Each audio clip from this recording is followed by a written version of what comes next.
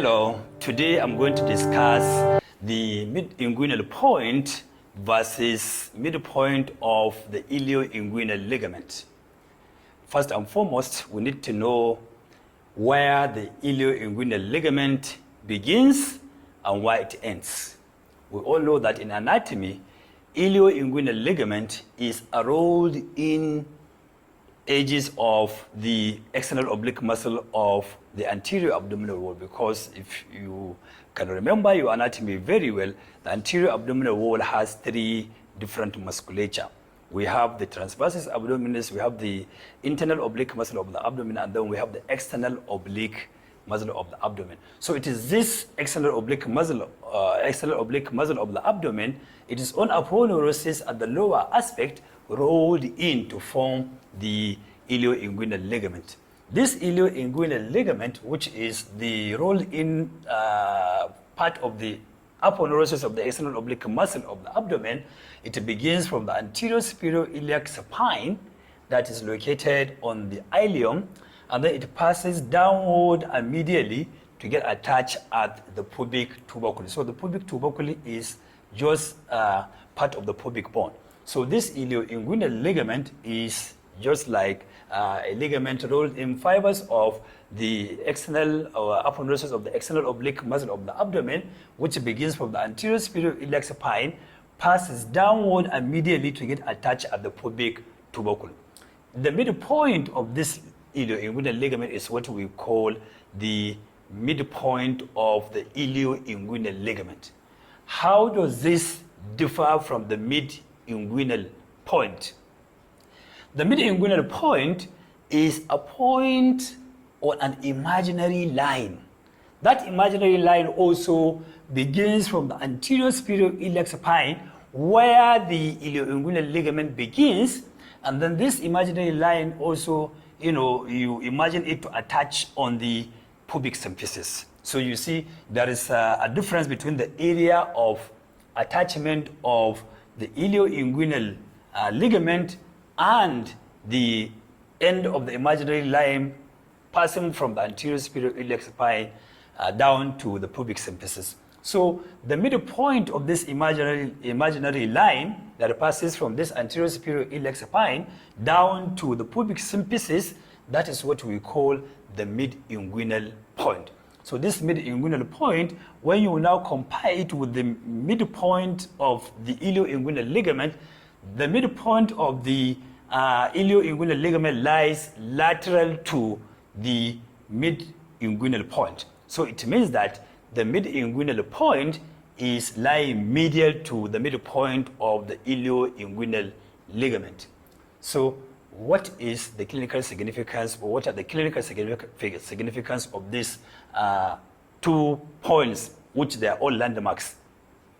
So we can remember, if we can remember our anatomy very well, the neurovascular bundles that come from within the intra-abdominal cavity, they come outside, below or beneath the ilioinguinal ligament, and then they now come and lie anterior to the thigh. So these neurovascular bundles, we have what we call the femoral vein and the femoral artery. The femoral artery, if we can remember very well, it is a continuation of the external iliac artery.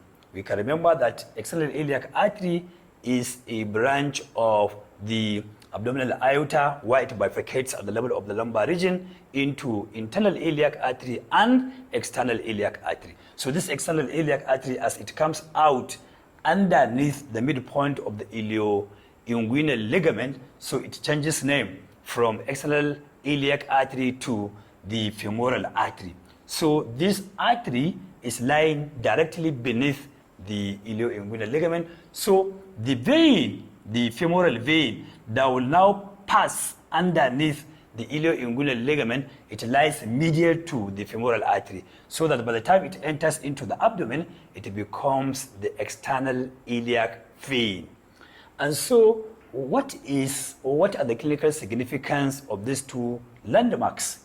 So since we know that the mid-inguinal point is lying medial to the midpoint of the ilioinguinal ligament, So the midpoint of the ilioinguinal ligament is a landmark for the femoral artery, while the mid-inguinal point is the point for the femoral vein. So much so that if somebody now comes to you in the hospital in shock and all the veins are collapsed and you cannot get any vein around either in the upper limb or in the lower limb, so the best alternative is for you is better for you to use these two landmarks, whereby you can just imagine this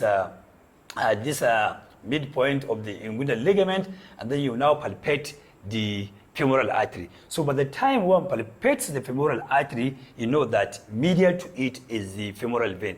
So that if you want to do a venipuncture in trying to get a blood, for analysis, so you can just use your cannula to go into the femoral vein if you want to get a blood sample for maybe biochemical or hematological analysis. So you can easily insert your needle, and then you now tap the blood into your needle and syringe.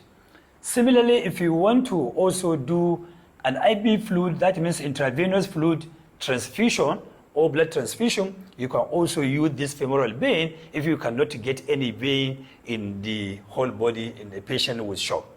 Again, if you want to take arterial blood sample for blood gas analysis, you can as well also use this midpoint of the ilioinguinal ligament, so that by the time you feel the pulsation of the femoral artery, you can take your arterial blood for blood gas analysis.